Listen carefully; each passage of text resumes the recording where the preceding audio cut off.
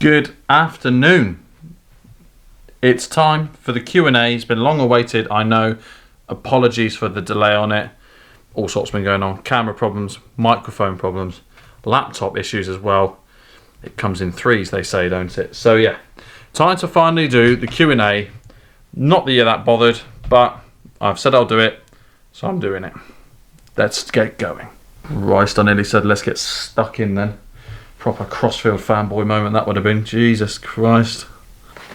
Right, we will get on to the first questions, guys. So first of all, I'd like to thank everyone for subscribing to the channel, commenting on my Instagram post and on my last video when I asked for questions. And thank you to all those that have just given me questions in general. I will be answering them all in depth, in detail, and completely seriously right now for you. Right, well, we'll start with the Instagram questions, as there's only two of them. So the first one is from Josh Johnson 04. Thank you for your question, buddy. It says, what is the best way to get down when you're in single figures? Good question, Josh. Very good question. One I still ask myself on a on a daily basis, really. I think based on my recent experiences on the golf course, I have to say, play with better golfers than you. Sounds really simple and really obvious, but honestly, for me, it relaxes me massively. I've literally just come back from Western-super-Mare today, played with Liam Harper, who plays on Europro Tour, TP Tour, and Ben Isaac, who also plays Europor, Great England, Curtis. Yeah, it's just got to be play with better people. I think for me, mentally, I just not switch off, but I actually just don't worry about winning because I'm kind of thinking, well, I'm playing against better golfers, I'm not going to win. I think that's where I let myself down, and probably you as well. You know you haven't got that many shots to go with, so you end up putting pressure on yourself, trying to make scores that maybe are real, that you can score, but you're trying to do that all the time. It just puts too much pressure on yourself, and then when it doesn't go to plan, this little noggin here gets involved, and that's when you start chasing the game, you start making silly errors, and that's when the score racks up, and you end up shooting 85 like Harry Flower Golf. Secondly, I think it literally is just a case of practicing. Practice. Even when you play well, find something to practice. I've come back, I've played well today, where I played at Western-super-Mare. Come back, went back to Exminster, went on the range, just practiced my short game because I found myself pulling a few things here and there. Just went and practiced a few wedge shots and trying to do something a little bit different. But we don't need to talk about that. But yeah, still practicing and finding things to practice even when you're playing well.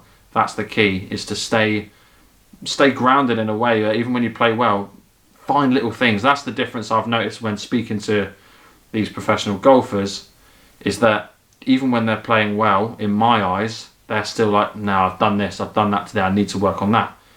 It's that perfectionist attitude that you need, and I think that's what I will take from playing with these guys. So yeah, that is your question answered, Joshua. Thank you very much, buddy. My other Instagram question is not really a question. I think it's from a spam Instagram account, which you've just got to love. You've just got to love them. It's from moshx.official. Sounds legitimate, doesn't it?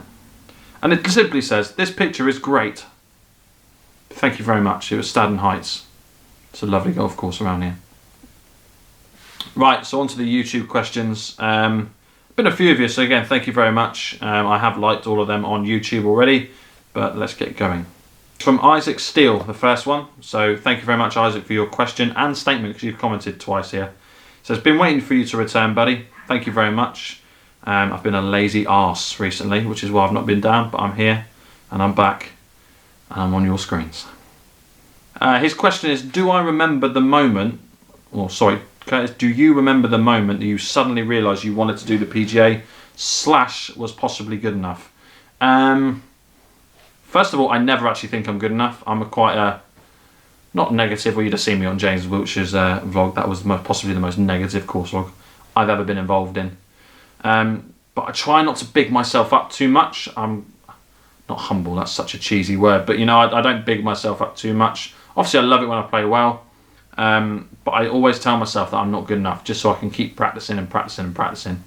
Obviously you go through times where you just don't want to practice, but you've just got to keep going, and that's what I've realised now, is you've just got to keep going. So yeah, never really realised I was good enough. I still don't think I'm good enough, but I will work at it, and I believe I will get there with hard work. What made me realise I wanted to do the PGA? So it was probably my first job down at the Bunker Indoor Golf, really. As soon as I started working in golf, I loved the game beforehand anyway. But as soon as I started working down there, working alongside a pro as well, seeing what he was doing, and I mean, I've always loved teaching sport. I've taught tennis and squash beforehand. So it made me want to do that, you know, teach something I love. That's always what I wanted to do, especially in sport. So that's when I realised I wanted to do the PGA. Simply just looked it up and kind of wanted to look at how I could start coaching. And the PGA, to me, was the best way to do that. The next question is from Andy F. Hello, Andy F. It simply is, what's your plans for turning pro? Keep up the good work. Thank you, mate. Much appreciated. I'm glad you enjoy the channel. 527 of you actually enjoy the channel. Not that I'm counting subscribers. That's pretty sad, Curtis. So obviously I've missed the deadline this year, as you all know. So my plans initially is to get my handicap down for next year. So I've got plenty of time now to work at my golf game through the winter and the season next year.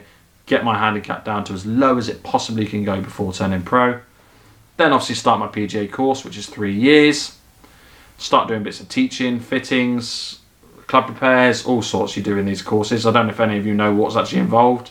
I might do another video actually just to express what's involved on the PGA, because I don't know whether you guys actually know what needs to be done. So comment down below if you think I should do that actually, because that's a good idea actually. Bloody hell, I've had an idea. Anyway, but yeah, so mainly obviously my plans are to teach. I want to teach the sport. I want to get people started playing, obviously through YouTube. Hopefully if this grows, I can get people playing golf that way and get lessons that way. I will obviously play a few events. I actually spoke to someone today about potentially, not me playing, but like my idea of playing. I'll play a few events. I'll play a local kind of the PGA Alliance, the Devon PGA Alliance events down here.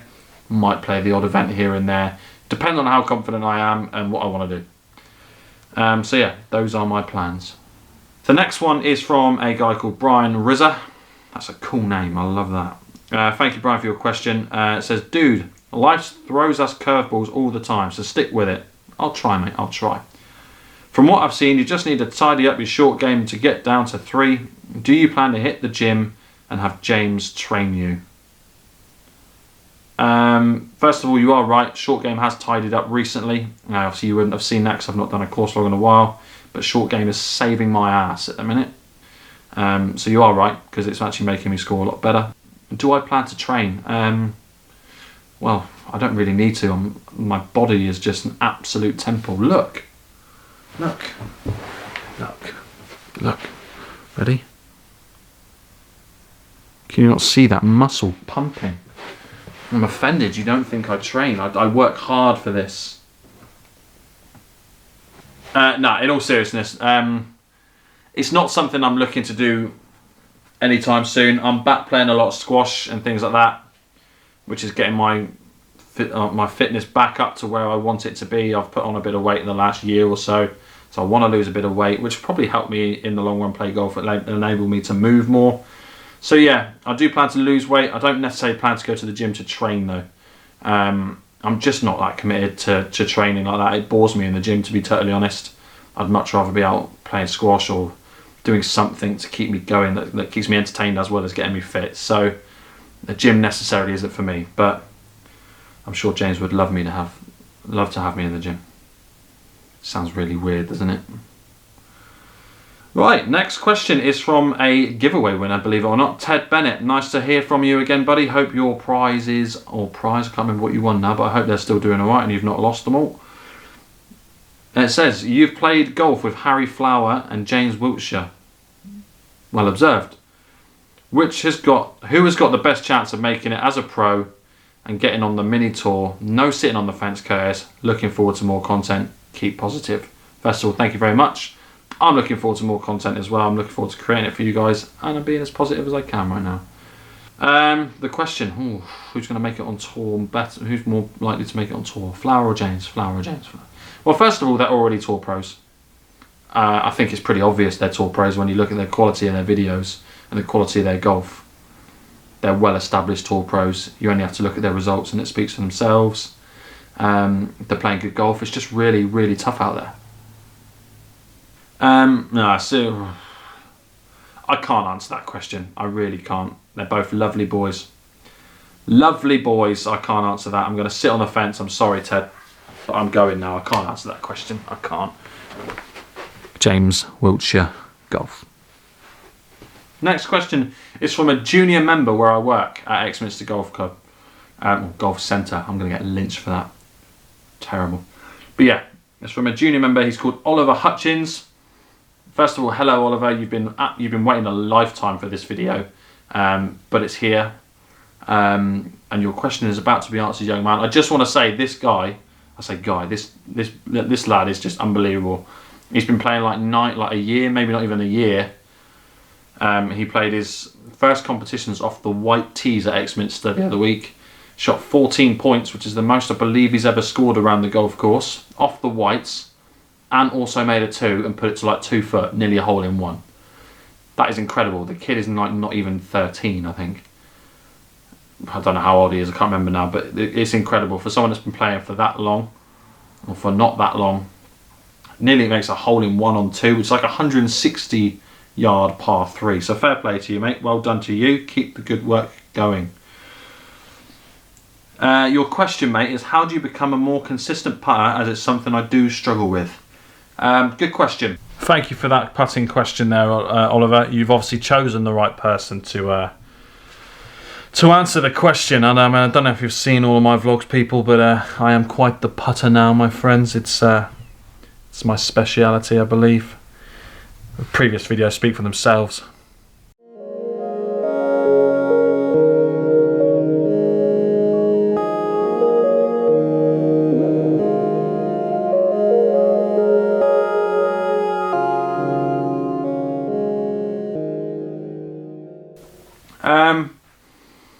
So the basic things are, it sounds again really simple, just practice. It's something that people don't practice enough, and it's something I never practiced enough up until a couple of weeks ago. Just got to keep hitting putts. You know, it's one of those things that, okay, it's a bit more boring than just like hitting on the range and seeing the ball go miles, but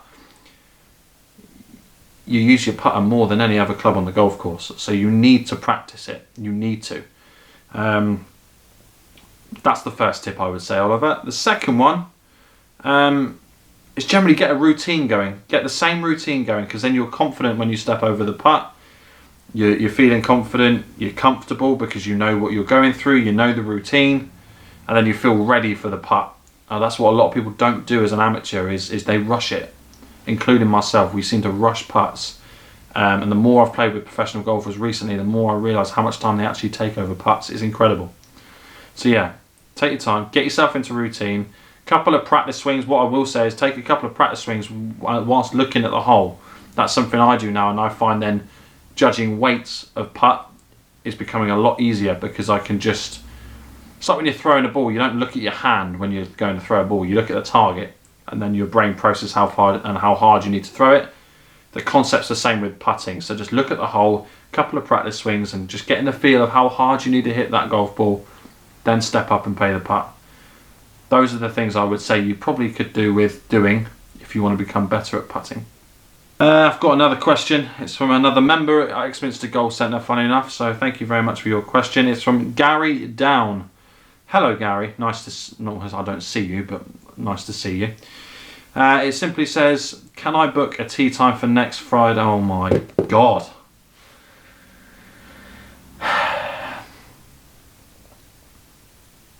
I'm here. I'm trying to do a serious Q&A. And I've got people asking to book a tee time.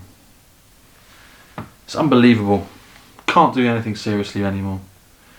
But yes, Gary Down, I do. Yes, it's I've got one available at 9:37, 10:42, 11:16 and 12:18 PM. So just give us a call at Exminster Golf Centre or book online to book said tee times.